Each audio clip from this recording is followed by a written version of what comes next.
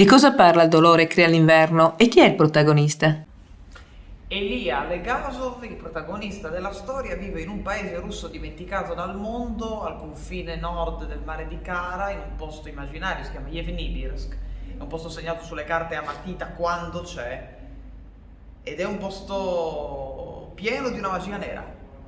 A Yevnibirsk c'è un movimento lento e inesorabile di neve che cade, neve che simboleggia metaforicamente l'oblio. A Yevnibirsk tutti dimenticano, a Yevnibirsk tutti scordano lo scorrere delle cose, degli eventi, dei fatti che sono accaduti, che avverranno. Elia in tutto questo bianco che cade inesorabile e porta al dimenticare ricorda perché spazza la neve. E l'atto di spazzare la neve, fuori di metafora, è la sua vita, la sua esistenza. Lui non ha fatto altro per tutti i 60 anni di vita da cui è al mondo. Però cerca sempre di essere sicuro, ogni volta che mette in moto la sua macchina prima di iniziare il giro, che non arrivino i fantasmi, che tutto quello che rimane ed è restato sotto la neve continui inesorabilmente a stare latente.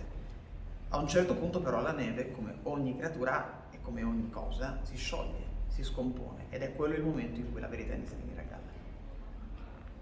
Perché hai deciso di ambientare il romanzo in Russia invece che per esempio a Cagliari, la tua città? La Russia l'ho scelta per 3 motivi. Uno, mi serviva un posto freddo, ma non freddo sullo 0, -1, mi serviva un posto con temperature tremende, quasi insostenibili, un posto in cui il freddo è talmente intenso da bloccare lo scorrere del tempo, da frantumare il vetro degli orologi. Un'altra cosa che mi era assolutamente congeniale e poi se sarebbe stata necessaria era trovare un posto che avesse un vincolo particolare con un riferimento storico che io nei romanzi cerco sempre di mettere anche in maniera velata, e in questo caso è il Gulag di Vorkuta, che è stato un gulag tremendo del periodo stalinista. Terzo motivo per cui era fondamentale la Russia era perché in un momento ben definito dell'età russa, cioè tra gli anni 70 e gli anni 80, c'è un'invasione di italiano che è portato dalla musica.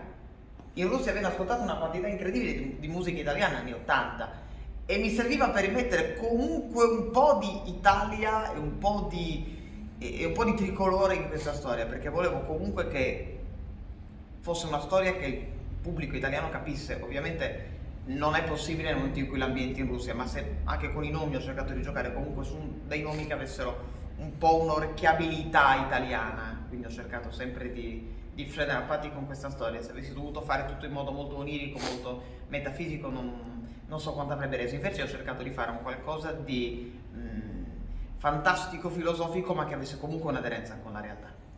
Nel romanzo citi i versi di una canzone di Toto Cutugno. Come mai?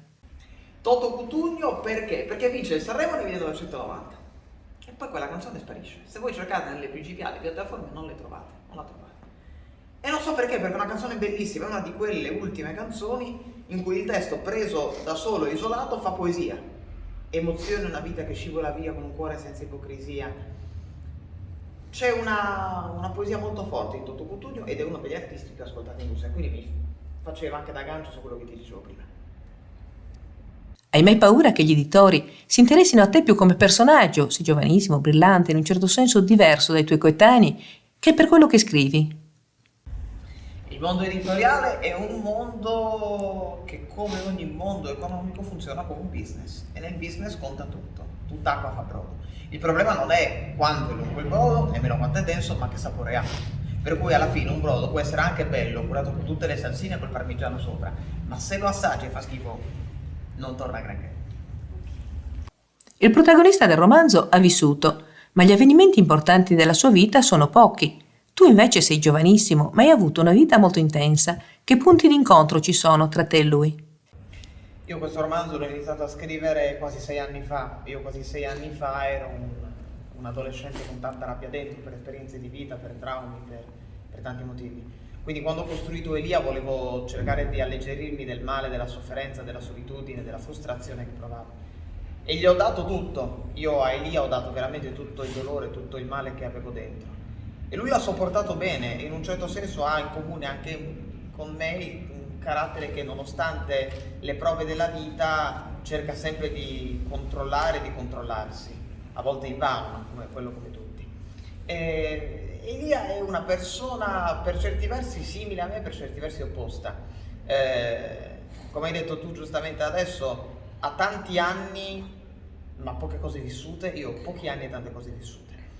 Il punto è fondamentalmente una frase che io mi porto sempre dietro di Lincoln: non sono importanti gli anni di vita, ma la vita che metti in quegli anni.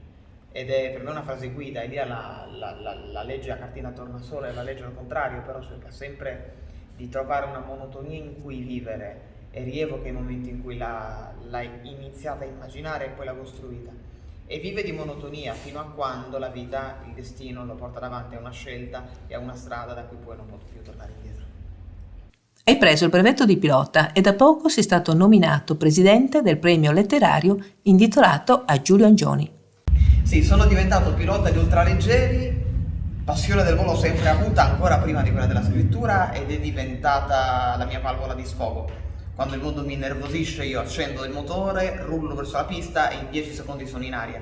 Passo una mezz'oretta in aria e la testa si rigenera. Io cerco di farlo sempre nei periodi di forte stress, in modo tale da avere sempre un meccanismo di valsalla. Poi la presidenza del premio Angioni, un'altra cosa gigantesca che mi è capitata fra le mani. Sono molto contento del lavoro che sta facendo il comune di Guasila, pensando anche poi al premio che sarà come sempre a fine ottobre. Cerchiamo di portare dei nomi di altissimo profilo nazionale e internazionale, e cercheremo di dare a Giulio Angioni, al premio Angioni, l'importanza e soprattutto il peso che merita, non solo a livello mediatico ma anche e soprattutto a livello sociale. Guasila deve tornare, perché ha le potenzialità, a essere il centro pulsante del panorama culturale sardo.